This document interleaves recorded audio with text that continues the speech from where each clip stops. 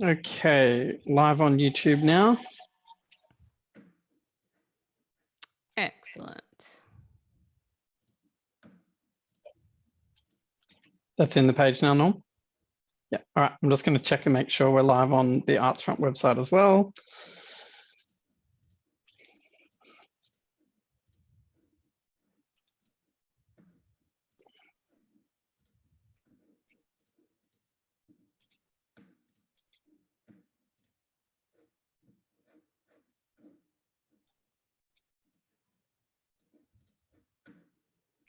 I might just quickly test this screen share as well. Yep, sure. Okay, we're live on Artsfront and YouTube.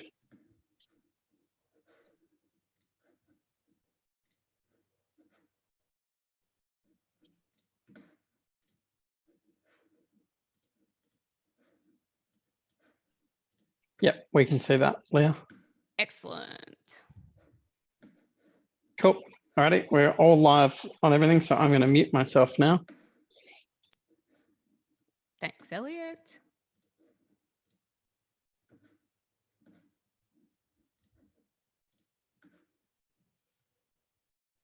Are you going to cue me, Norm, when we're officially starting, or just take it away? We're just waiting on Susan, who does the Auslan signing, but she's usually right on midday. So I think once it clicks over to midday, you should start. All right.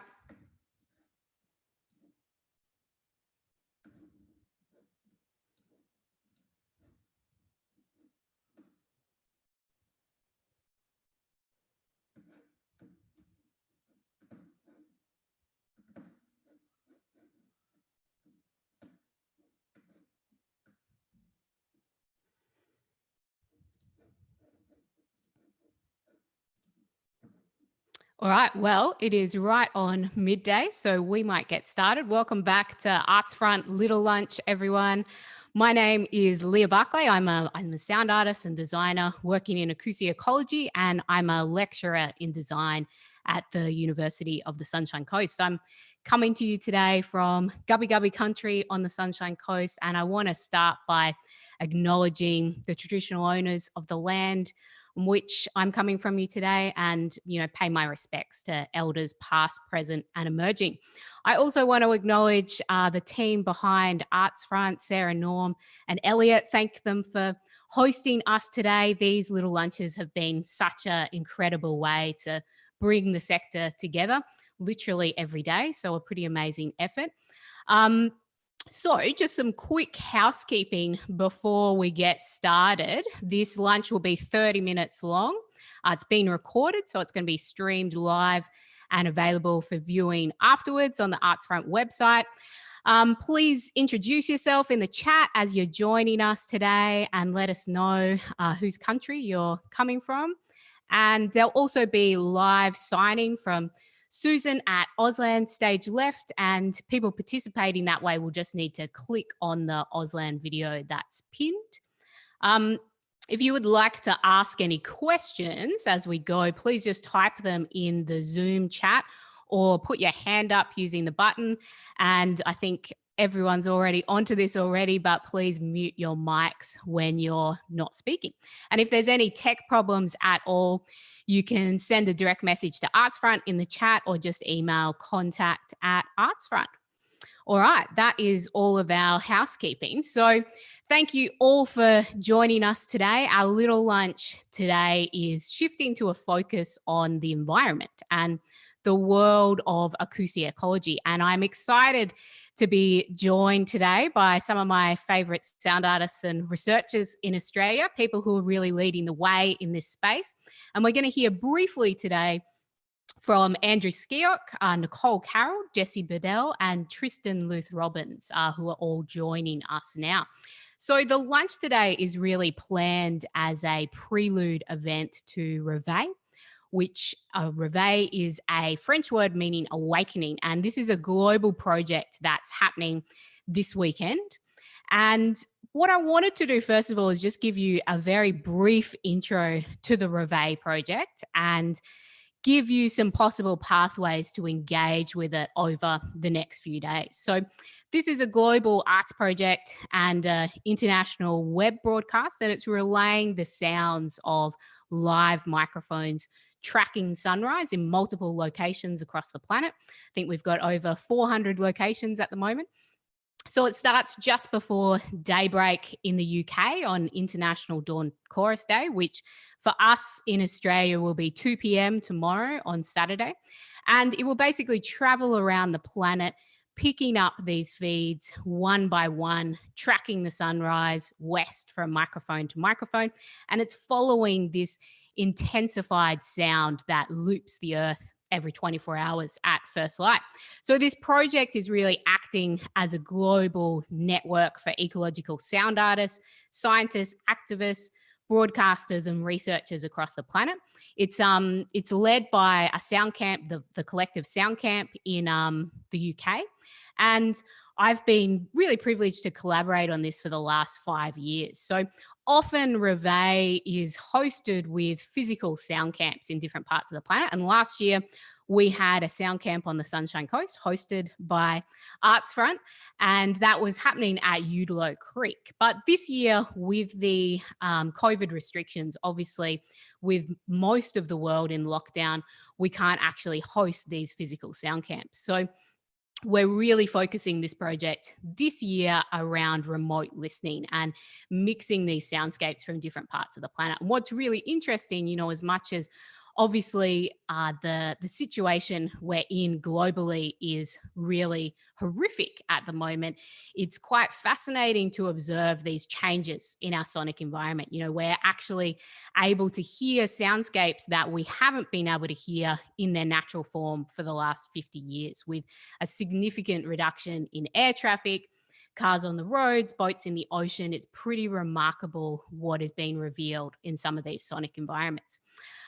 So I guess, you know, at this time of sort of disconnection and social isolation, we're really trying to push this Reveille project as a way to connect with nature and reveal these changing sonic environments across the planet. So I'm just going to really quickly screen share to give you a sense of how you can engage with this project over the weekend. And I'm going to show you the Reveille website and the global sound map. So on the Artsfront website, you'll be able to find an event which is called Reveille International Dawn Chorus Day. There's some information about the project there, and we'll also be posting quite a bit of media throughout the event. So that's one way that you can engage with it, and we'll also be posting different ways to engage with the platform as well. The main Reveille event will be hosted on this website, which is a new platform which is launching today, UK time. So this will pick up all of the broadcasts. It will stream the 24-hour soundscape, and it will also give you links to all the different radio stations that's hosting this broadcast. So this website here is the easiest way to pick it up. You can also go to the SoundCamp website, and there's some more information there about the technicalities of this project if you're interested in getting involved. And one of the really nice ways to engage over the next couple of days is on the Locust Cast sound map, which is also linked on Artsfront. So over the next 24 hours, you'll see this map basically dramatically increase with all these little microphone bubbles across the planet with all the live microphones that we'll be picking up. And so during that 24-hour period from 2 p.m. tomorrow, dawn in the UK, as this line of sunrise crosses the planet, we'll be picking up all of these microphones one by one. And at any point in time, you can jump on and click on one of these microphones and listen to just that stream in real time if you wanted to. But I'm not going to do that right now. I'll let you explore that in your own time. Another way to engage is, of course, for social media. We don't want to see ads, but the Reveille hashtag on social media, Twitter, Instagram, Facebook is a really great way to follow in real time what's happening. There's a group of students at the University of the Sunshine Coast who are updating all of the Asia Pacific streams in real time. So you could follow them at USC Sound Lab, and the same thing on Instagram, USC Sound Lab. They're doing Instagram stories of every stream. So this is a really nice way to get a sense of some of the different streams across the planet and these tiny snapshots of our changing sonic environments as well. So they'll be doing that continuously all through the weekend. So that is just a couple of ways that you can engage with the project online. And the soundscape's going to be mixed live with producers across Europe, North America, and the Asia Pacific. I'll be mixing the Asia Pacific streams from the Sunshine Coast. And we've got about 15 streams running across Australia. So on the Sunshine Coast, we've got the Rainforest Canopy at Mary Cairncross, hydrophones in the Maroochy River, and also the Noosa Biosphere Reserve.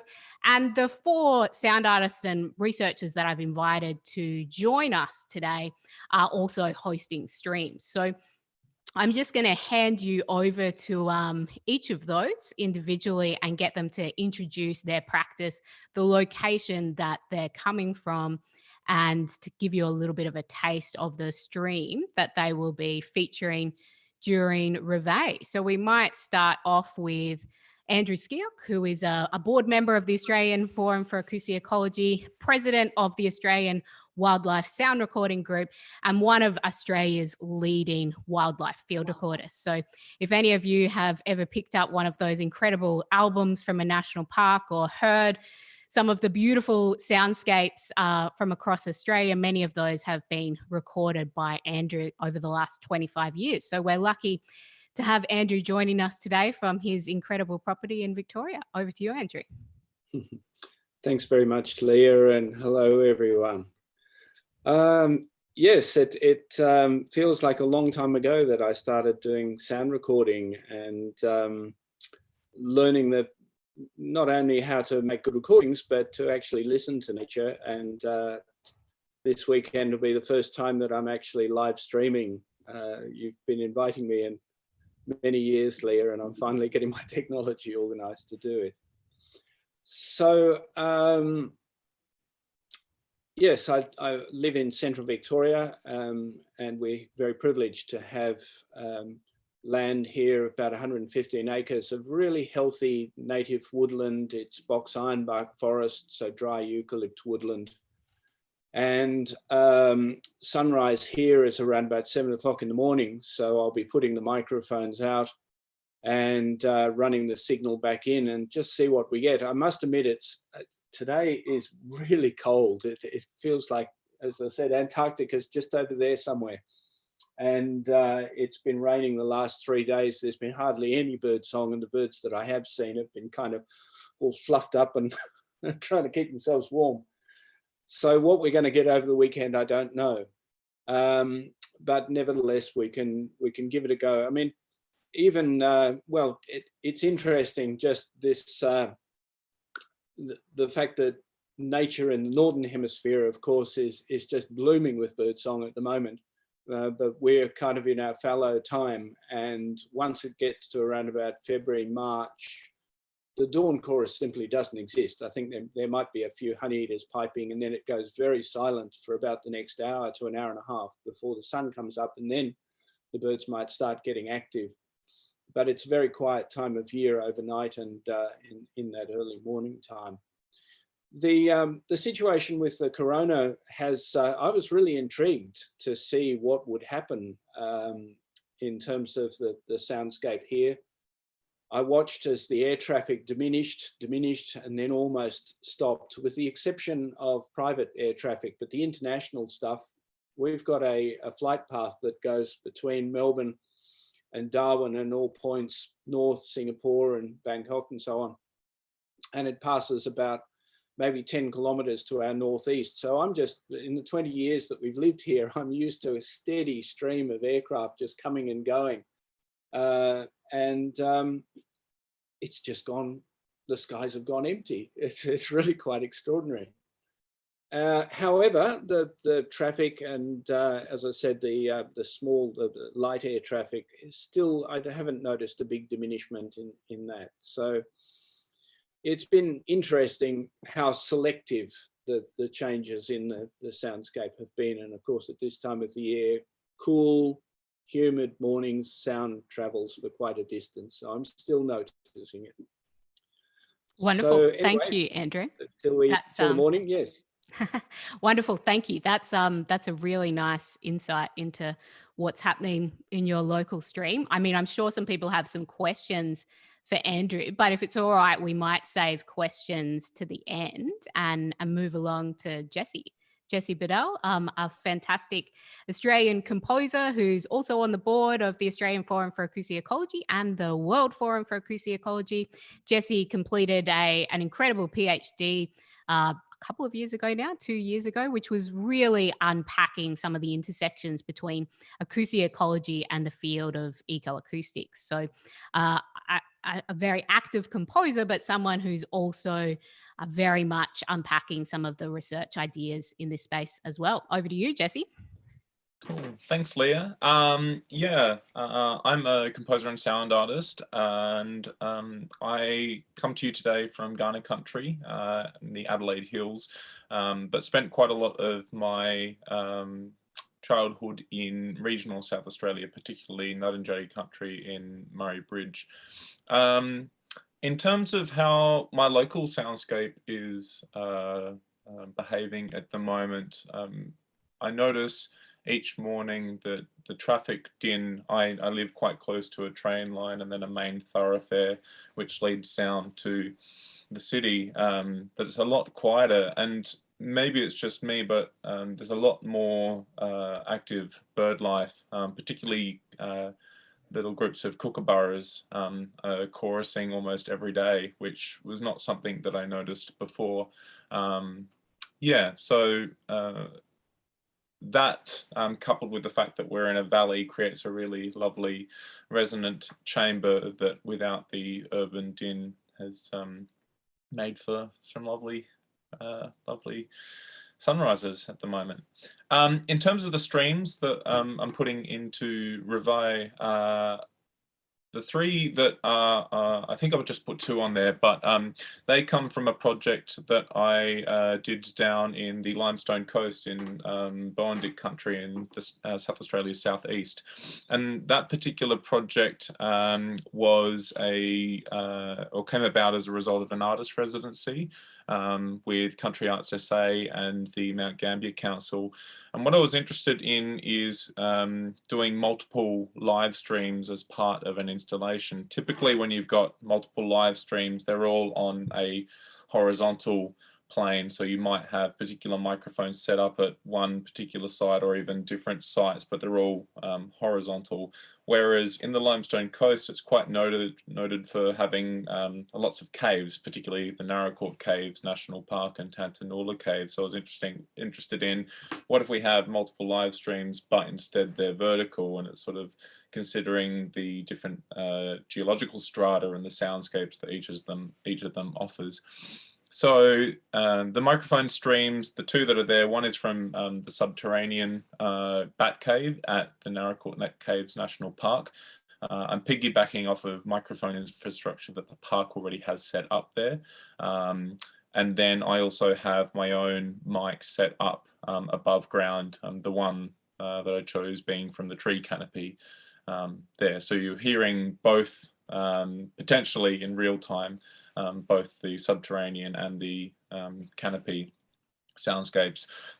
In terms of then how those streams are treated in the installation format, there is a separate speaker array that's also vertical at the Sir Robert Helpman Theatre in Mount Gambier, and there's speakers corresponding to the microphone positions, speakers on the ground level, mezzanine level and rooftop. So they're all kind of being mixed in real time, responding to BOM weather data. So depending on a variety of factors, whether it's the direction of the wind or temperature or air humidity, that's all mixing and live processing that soundscape there. The ones that will be heard as part of Reveille are not being treated at all, but yeah, I just thought it would be interesting to kind of know what is one potential outcome of hearing those streams. Amazing. Thank you, Jesse. And, you know, your streams are such fascinating ones to listen to at any time of the day as well. We were doing some tech tests in London last night, and it was really quite amazing to weave in your cave streams with the canopy streams at Mary Cairncross and some of the wetland streams as well, and to hear some of the similarities in the soundscapes as well, particularly a lot of the bat sounds just sort of below that ultrasonic range, which were coming through in all the streams. So everyone in London was very excited about that last night. All right, we might quickly move on to Nicole and Tristan now. So Nicole Carroll's joining us from Newcastle, and we're claiming Nicole as a Australian sound artist now because she has recently moved to Australia to take up a position as lecturer in digital composition at the University of Newcastle. But Nicole spent a significant amount of time in Australia recording Australian soundscapes, as well as also a board member of the Australian Wildlife Sound Recording Group, and works with the AFAE as well, and has been involved in Reveille for 3 years now, I believe. Over to you, Nicole. Yep. Well, I think you just said everything. So Sorry. It's all right. I am a composer and performer and instrument designer and builder. Most of my work in acoustic ecology is focused on aquatic ecosystems. And I guess that's maybe since 2014, since I moved to a place where it's actually near the water, coming from inland in the United States, where water was an adventure. You had to take a trip. Once I moved to a river city, it was like, here's water. I can listen to the water all the time. So as a focus for my composition and performances, I'm really looking for noisy sources. And of course, our snapping shrimp are an incredible source for noise, but also motors. So a lot of my recording focus is collecting motor sounds. And it's a little bit of a disconnect because we know it's noise pollution, but it's also really a beautiful sound when the motors are resonating underwater. And so it's a little bit of a hard thing to reconcile, but I'm actually enjoy the boat noises, which is what we're not hearing now. So I will be streaming from the Throsby Creek, which is just 5 minutes from my apartment. It's just a little inlet from the Hunter River. And basically this is the yacht strip. And it's just across from a row club and a boat ramp. And when I moved here just at the end of January, there was still a lot of recreational activity, jet skis and rowers and that sort of thing. And they aren't there anymore. So now I'm just hearing shrimp and fish and no more motors. And I guess that's okay. That's okay.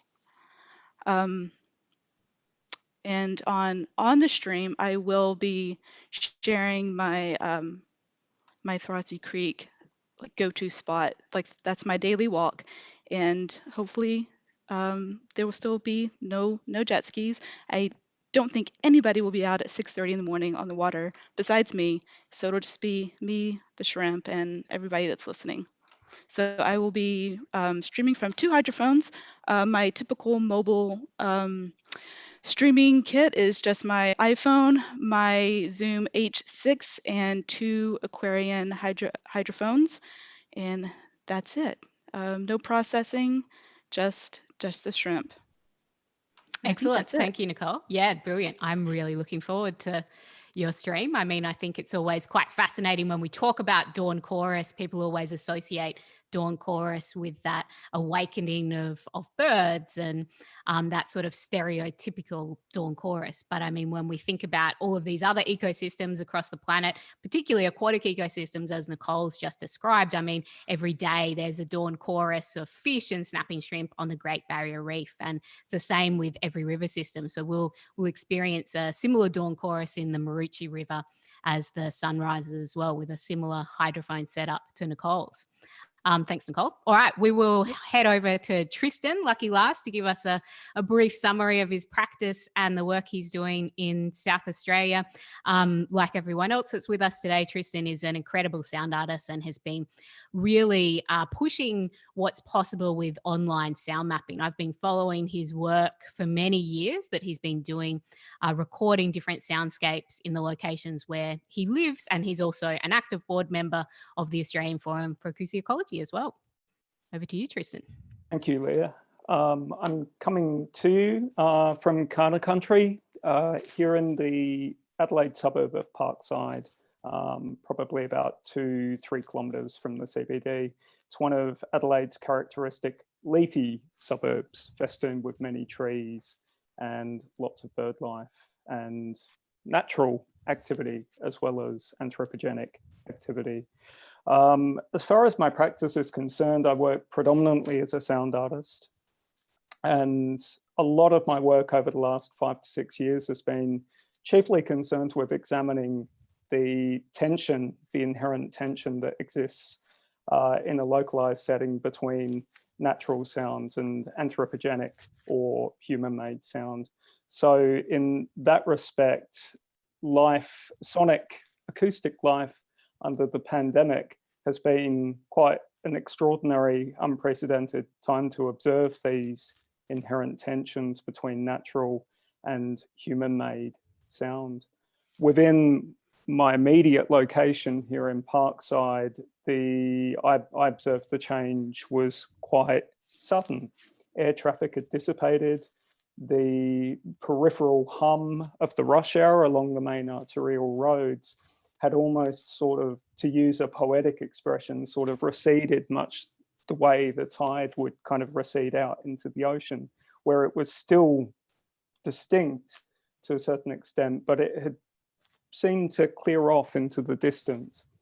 I'd also, I don't know, lots of analogies come to mind. One was of living in the city here, of urban smog, and as if an anthropogenic sort of sonic smog had briefly cleared for a time. So a great opportunity to make recordings and observe these kind of things. As far as my contribution to Reveille goes, regrettably at the last hurdle, technologies conspired against me. So I won't be hosting a stream, but I was in discussion with Leah and she proposed that this short meeting here would be an excellent opportunity to, I guess, promote my sound map, the Fleurieu and Kangaroo Island sound map, which I've been facilitating since 2011. I'm originally from Fleurieu. I grew up in the small coastal community of Normanville and Yankalilla, and I've still got quite a close attachment to the region. So having, I suppose, that background and intimate knowledge of the region coupled with my practice as it is now has given me an excellent ongoing project to keep running and learn a great deal from for what has nearly been 10 years or so. So in lieu of a Reveille stream, please hop onto Google and Google the Fleurieu sound map, or I should say Fleurieu and Kangaroo Island sound map. Thanks so much, Tristan. We'll add the links to the sound map to the Arts Front Little Lunch page as well, so everyone can check it out from there. And I guess, your sound map is particularly powerful at the moment with some of your Kangaroo Island recordings, being able to listen to these rich sonic environments that were obviously dramatically affected by the last Australian fire season. So another, really powerful role of acoustic ecology and being able to really document this snapshot of these environments that are no longer there. So thank you so much for sharing that, Tristan. So we've got about 5 minutes left. Thanks everyone for sharing. It was maybe slightly ambitious for us to cover this much information in a 30-minute period, but I was determined that we were going to do it. So we've got about 5 minutes for questions. So if anyone wants to type questions in the chat, I can read them out, or you're welcome to turn your microphone on and ask the question. There's a question there from Christy. Beyond the changes to acoustics out in the world, what changes are you noticing in the way you work with equipment? I mean, I'm happy to answer that quickly, and maybe someone else wants to answer that as well. I mean, we're sort of in this challenging situation where we can't physically go out and do field work. So a lot of these locations that are streaming this weekend are from existing streams or streams that are very close to where we live, because obviously we don't want to go breaking any of the restrictions that we're under. So yeah, I mean, I guess that's the biggest change in the equipment and the process is, we're obviously having to adapt the way that we're actually recording and streaming quite significantly. But I mean, the incredible thing is there's many locations in different parts of the world that have been really active in this project for a number of years. So they're permanent live streams that we can tune into at any point in time. So I think it's another, really powerful example of the way sound and these acoustic recordings and streams of environments can be used in a really non-invasive, accessible and affordable way to monitor changing environments. It's potentially, one of the most powerful tools we have at the moment to have out there in these ecosystems observing these changes. And of course, despite what's happening with COVID-19, I mean, it doesn't change the urgency of climate change and the dramatic damage that is happening in ecosystems across the planet, which we must continue monitoring and responding to. So sound is a really powerful way to do that. Does anyone else want to answer that question? Nicole, Andrew, Jesse, Tristan? There's a couple more questions in the chat as well. We've only got about 2 minutes left. Well, I think I'm very lucky because I live 5 minutes from where I would usually be recording from anyways. But being new to Newcastle, I'm not doing a lot of exploring. So that's a bit of a downer, but yes, keeping it local. And I think this is a chance to just listen to the neighborhood and the neighbors because I do live in an apartment. Excellent. Melissa from Arts Nexus had asked, what does the Great Barrier Reef sound like? Excellent question. So, I mean, the Great Barrier Reef sounds like a symphony of snapping shrimp and fish. One of the most common sounds is parrotfish chewing on coral, but you can also hear migrating humpback whales, which are just starting to make their way up the coastline at the moment, a little bit earlier than usual. So it's a really rich and diverse soundscape. And particularly when we talk about this idea of dawn chorus, as the sun rises over the water and that water starts to heat up, you get this sort of magical soundscape of snapping shrimp, fish, and everything like that. Of course, if we have coal ships going by, where have that contrast of a very dramatic soundscape where all of those other sounds are completely drowned out. And there's a lot of research happening around some of those implications at the moment as well. So unfortunately, I think we have ran out of time. We've got about 30 seconds left on my clock here. I just wanted to let you know as well that Monday is a public holiday. Next Monday is a public holiday. So there won't be a little lunch on Monday. The next little lunch will be on Tuesday, the 5th of May. And you can check out the ArtsFront website to see the program and all the information for next week. Thank you again to ArtsFront for hosting us today. Thank you to Nicole, Jesse, Tristan, and Andrew for joining us. And I would encourage you all to jump on the ArtsFront event for today and have a look at all those links that we shared. And please do listen to Reveille over the weekend and engage with these changing soundscapes across the planet. Thank you very much, everyone.